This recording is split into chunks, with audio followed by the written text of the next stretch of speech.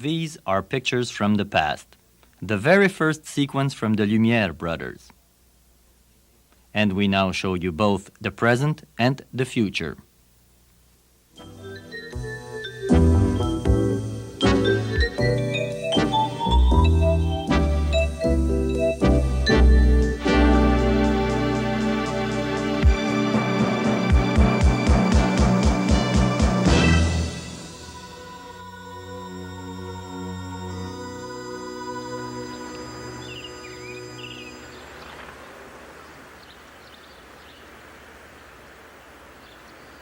The idea behind the scenario is that there are these two great legendary stars who are dead, but they are living in some kind of other world beyond the grave, and they long to return to Earth.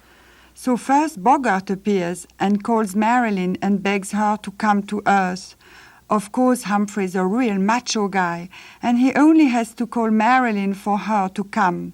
They decide to meet in Montreal, near the place Jacques Cartier. So they meet inside a famous building. When Marilyn appears in the building, she is not made of flesh and bones, but of scales, then stone, and then gold.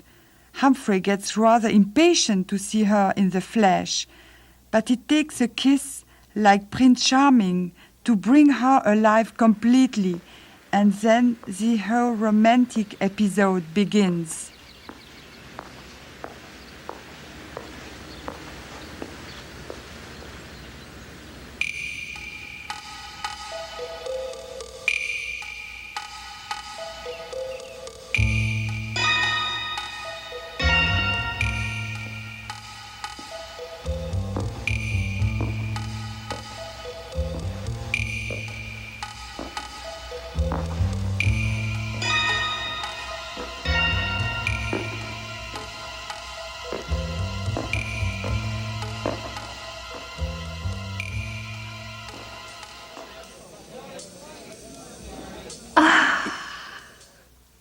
It was a big challenge to synthesize Marilyn and Humphrey. In Max's room, there is somebody there whose movements are filmed, and then he is given a sort of computer look afterwards. But we can represent anybody, living or dead, and we can give them all kinds of expressions that the real person has never made necessarily. We have always wanted to create electronic actors. In our previous film Dream Flight, we developed an imaginary being called Hippie who was made out of wire. He was very simple, but he had emotions. But we wanted to create real actors so that we could simulate all their movements and expression completely by computer.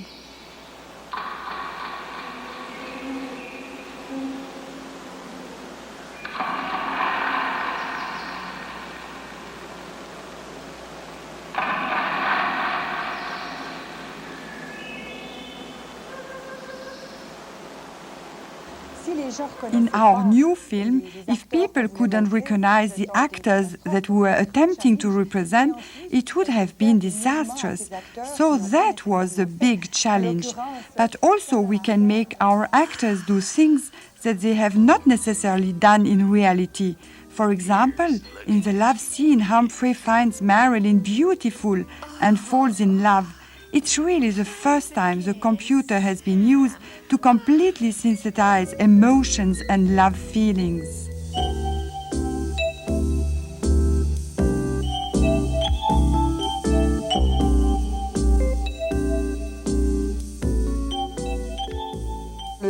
Time is very important in Rendez vous in Montreal because Marilyn Monroe and Humphrey Bogart are dead and are living in a world where there is no time. But they planned a rendezvous in 1987 and come to life.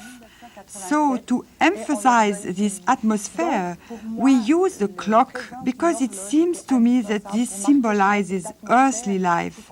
And perhaps because I come from Switzerland originally, for me, clocks are an important part of the decor of everyday living. So looking through a beautiful book on old clocks, we wanted something rather old, We chose this clock, which is actually in the Decorative Arts Museum in Prague, and which has a very computer-like structure.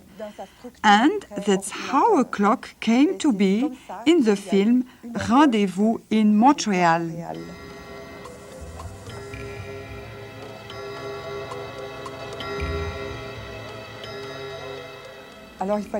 We had to choose a setting for our two famous characters, and we very much liked the idea of an old street, and that's how we chose Bon Secours Street, which is an old quarter of Montreal. We tried to recreate the Bon Secours building exactly.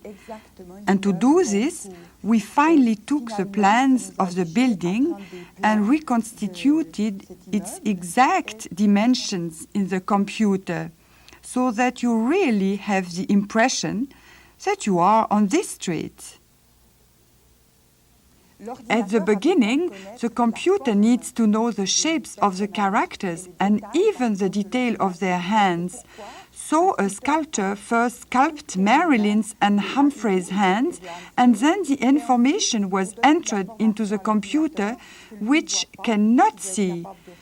The surface of the hand is divided into small sections, and then the corners of the sections are entered into the computer. This is the classical digitization process. In the same way, we had to create Humphrey's thumb and Marilyn's thumb so that their hands correspond to the personalities of the characters. The heads and shoulders of Marilyn and Humphrey were digitized in the same way from plaster models. The technique used involves taking photographs of the models from various angles and then entering all the points on the small sections into the computer.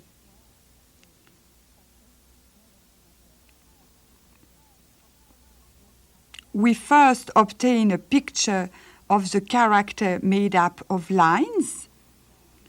We can then fill in the areas between the lines and finally add color and shading. When you want to animate a face, there are two things that have to be considered. First, the muscular structure of the face, which causes facial expressions, has to be understood and simulated on the computer. But also at a higher level, there are the expressions themselves, which must represent speech and emotions. Speech, syllables, and emotional reactions, like a smile, a wink, or tears, have to be represented. We don't film all our expressions as in Magnenat Thalmann, nor digitize them and enter them one by one as in other films. We construct them. By combining about 30 different parameters in different ways, we can construct an infinity of different facial expressions. And we can also construct facial expressions for one actor which are quite different from those of another actor. La simulation pour Played Against Sam de Marilyn. Là, ça c'est la simulation. Je l'ai regardé, j'ai quelques What you see here is an example of the simulation of Played Against Sam. The lip movement seems not correct. We try to modify the lip parameters. For example, we can say to the computer, modify the value of the opening of the mouth. And to see if the animation is correct, the images are recalculated in shading and then re-evaluated.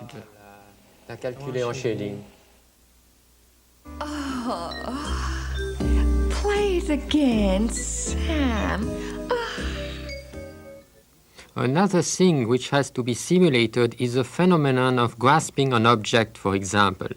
To grasp an object, the hand has to be used, and the joints of the hand must move correctly. And if I pick up this book, well, it's obvious that the book has to move with my hand. And when I turn my hand, the book must turn along with my hand, and that's what we can do now. We can grasp an object and move it to a new position, and it's the arm which essentially guides the object. So once the object is in my hand, all my movements will make the object move too, So we could quite easily get Marilyn to hold a tennis racket, for example. What we are doing here is simulating the movement of our characters on a computer terminal. It requires about 15 minutes of computer time to calculate each image on 8,600 VAX computer. This is much too long to judge the movement. So what we do is we reduce the number of colors and the quality of the images and then store them on the terminal.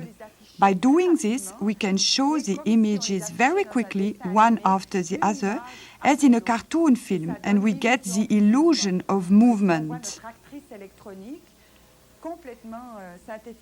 Here you see our synthetic actress with fewer colors. She waves, and now she winks.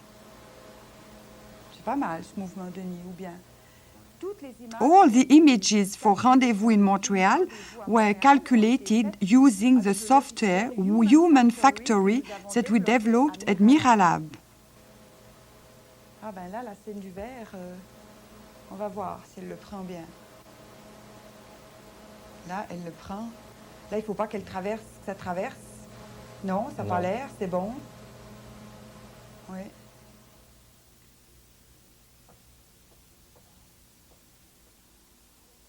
So now, to film the images, we chose 35mm film because that's what most of the festivals require.